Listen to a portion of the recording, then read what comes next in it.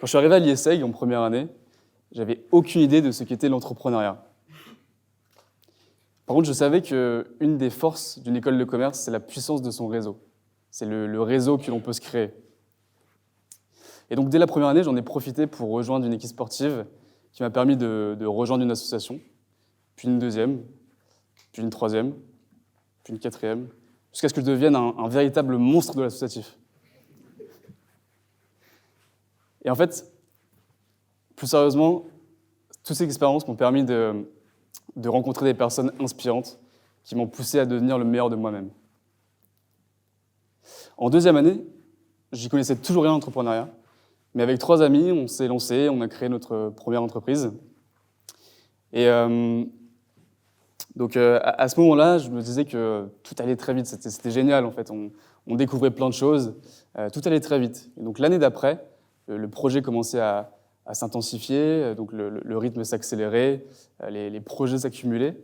Et en fait, j'avais l'impression que petit à petit, le lien entre ma vie perso et mon entreprise se rapprochait. Donc j'avais l'impression de passer à côté de certaines choses, de devoir dire non plus souvent, d'être frustré de ne pas pouvoir faire tout ce que j'avais envie de faire. Et donc je me suis posé la question, est-ce vraiment possible d'entreprendre sans rater sa vie ? Je vous partage ici mes 2 casquettes préférées. La première, ma casquette d'étudiant, que je mets pour aller en cours, que je mets pour aller aux after-work, pour sortir avec mes amis, pour réviser un petit peu aux examens.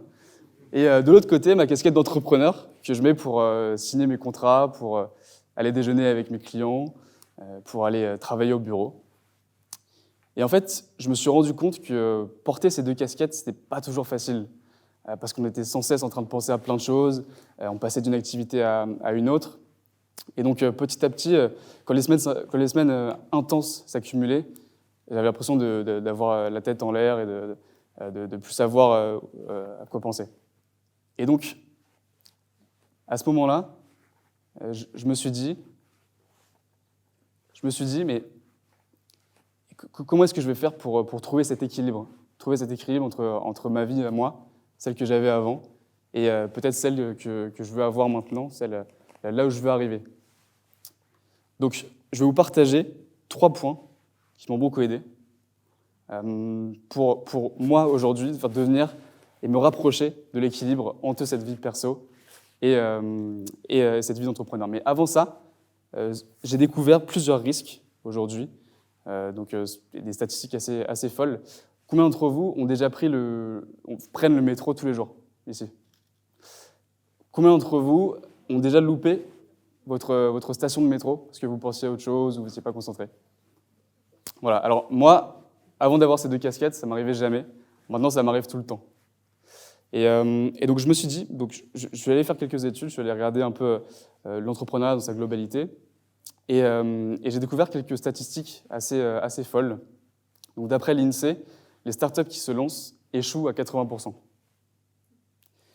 Je suis allé creuser un peu plus et j'ai vu que d'après Michael Freeman, un professeur à l'Université de Californie, il y a le pourcentage d'entrepreneurs qui se lancent et qui ont des troubles des troubles dépressifs, c'est plus de 50%. Et donc ça allait encore plus loin que ça parce qu'il y a 2 fois plus d'entrepreneurs qui ont des troubles dépressifs, 3 fois plus de risques de tomber en dépression, de tomber dans les addictions, 6 fois plus de risques d'avoir des troubles de l'attention et 10 fois plus de risques d'avoir des troubles bipolaires. Tout ça pour dire que ces chiffres font très peur et contrairement à ce qu'on voit sur LinkedIn, en fait, on n'est pas habitué à voir ces chiffres-là. Ce qu'on voit sur LinkedIn, généralement, c'est l'entrepreneur à succès qui fait des centaines de milliers d'euros en travaillant 4 heures par jour. C'est le père de famille, le père de 6 enfants qui est à la fois entrepreneur, serial entrepreneur, #investor, cascadeur à 6 heures perdues. Mais il faut faire attention à tout ça. Et je pense que les réseaux sociaux, il y a beaucoup de bonnes choses, mais parfois, il faut savoir les mettre de côté. Dans la vraie vie, heureusement, il y a des solutions qui permettent de ne pas tomber dans ces extrêmes-là.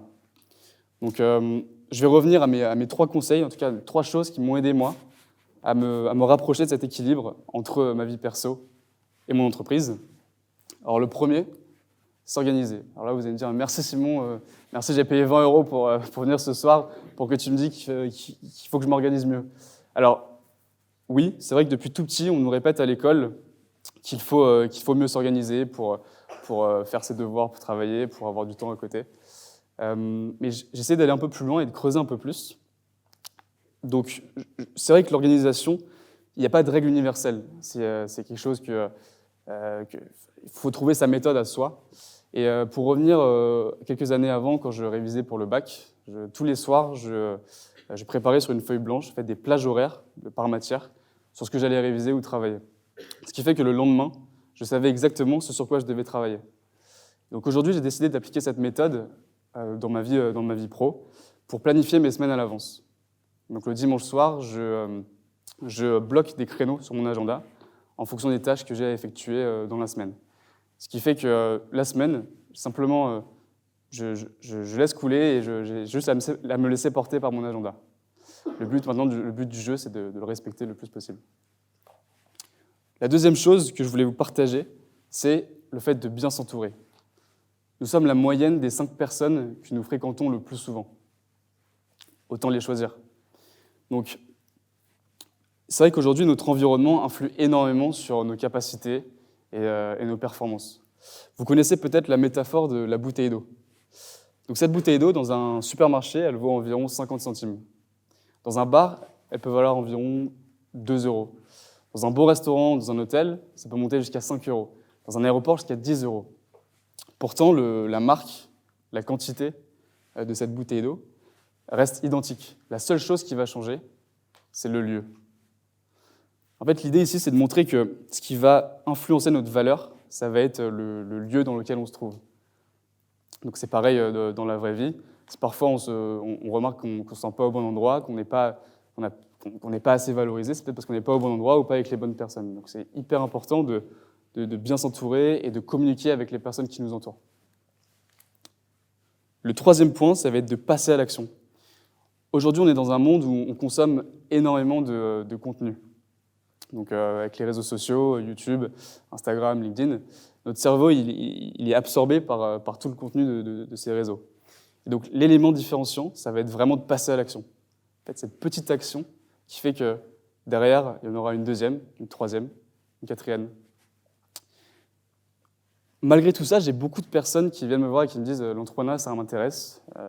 J'ai plein d'idées, d'ailleurs c'est confidentiel, je t'en parle pas, mais peut-être que je me lancerai plus tard, quand j'aurai un peu plus d'expérience, quand j'aurai construit un réseau, quand j'aurai les fonds pour me lancer. Mais pourquoi pas maintenant ? Pourquoi pas maintenant ? Parce que ce sera peut-être jamais, finalement. Je pense que quand on est jeune et quand on est étudiant, on a très peu de risques. En fait, c'est l'opportunité parfaite pour oser, pour tester des choses, pour échouer, pour recommencer. Moi, ce qui me motive le plus dans l'entrepreneuriat, c'est le fait de se dépasser. Le fait d'arriver à un moment où on pensait que c'était impossible, et en y croyant, en y allant à fond, on a réussi. Si vous m'aviez dit, par exemple, il y a quelques années qu'à 21 ans, je serais là ce soir pour vous donner une conférence TEDx, je vous aurais jamais cru. Pareil, je vous aurais jamais cru si vous m'aviez dit que je donnerais des cours en école de commerce, ou je vous aurais jamais cru si vous m'aviez dit que je formerais des managers de grands groupes français. Voilà. En fait, entreprendre, c'est la liberté de réaliser ses propres projets. Je ne suis pas certain qu'aujourd'hui, tous les étudiants en école soient passionnés par ce qu'ils voient en cours.